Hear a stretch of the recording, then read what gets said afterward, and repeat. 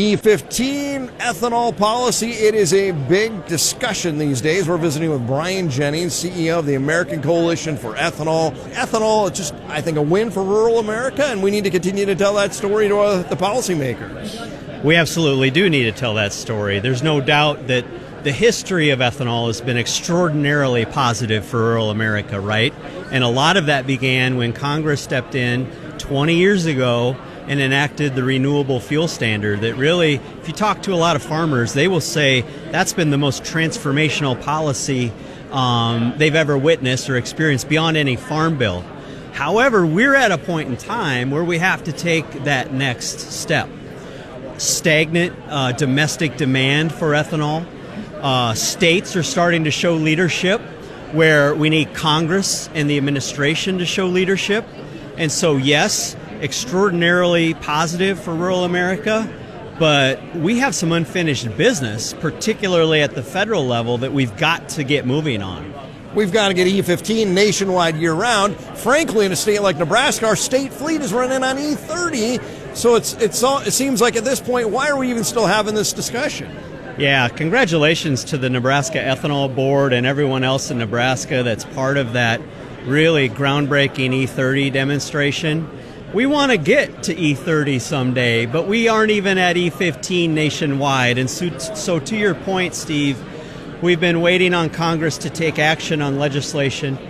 Nebraska Senator Deb Fischer is the lead sponsor of this bipartisan bill. She's been tremendously helpful on this and proactive. But almost a year ago, we had E15, we had Deb Fischer's legislation in the year-end spending bill. And then it snapped from the jaws of defeat. It's like, oh gosh, what happened? The rug was pulled out from under us, it felt like. That's exactly right. And then we had a new Congress ushered in, Republican leadership on both sides of the aisle, and we felt really encouraged that we'd get it done this year.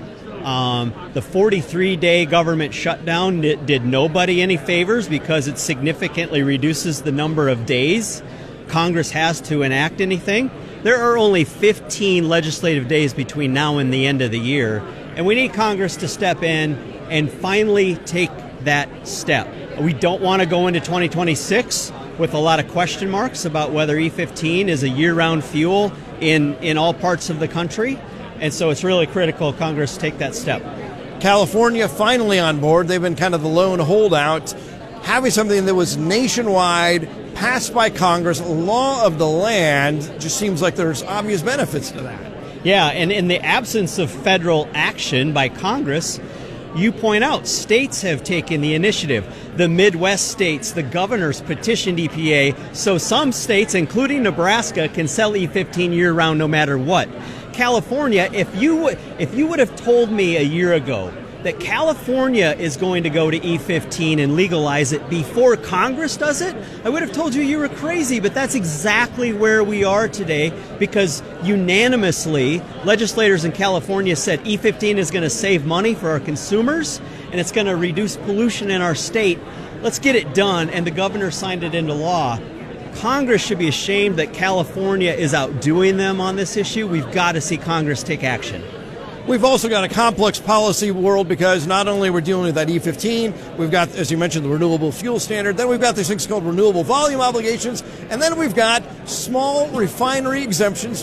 It's an alphabet soup of RVOs, SREs, and all of this. But what it means is there are some refiners out there who have been exempted from blending biofuels.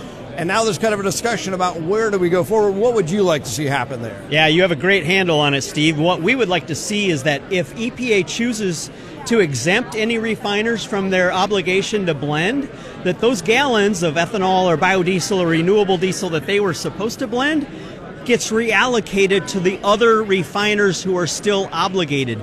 That way, these renewable volume obligations you referred to under the RFS remain whole, they remain intact. EPA put out a proposal asking for comment.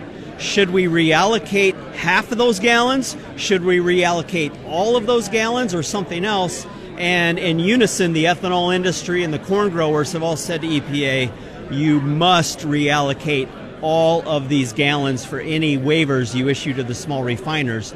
Right now, we're waiting on EPA to sort of come out with their final decision on that. We were hoping it would be by the end of the year, but it could spill over into 2026. Given what's happening on the farm with all the uncertainty, the trade and all this, every farmer I talk to says they don't want aid, they don't want a government check, they want markets. Well, why not give farmers a market by expanding biofuels opportunity? Wouldn't that just behoove Congress to do something in that respect? Absolutely. Bailout money goes right through the farmers' hands, and it goes to the bankers, and it goes to the input suppliers and others. Farmers need market opportunities. E15 would grind, if it's E15 nationwide everywhere, it's over 2 billion bushels of corn we're grinding that we're not grinding today. It's 6 or 7 billion gallons of additional ethanol demand for the ethanol producers. And so it's critically important that markets are established, and the ethanol industry is a great way to do that through E15 and the Renewable Fuel Standard. Again, that's Brian Jennings, CEO of the American Coalition for Ethanol.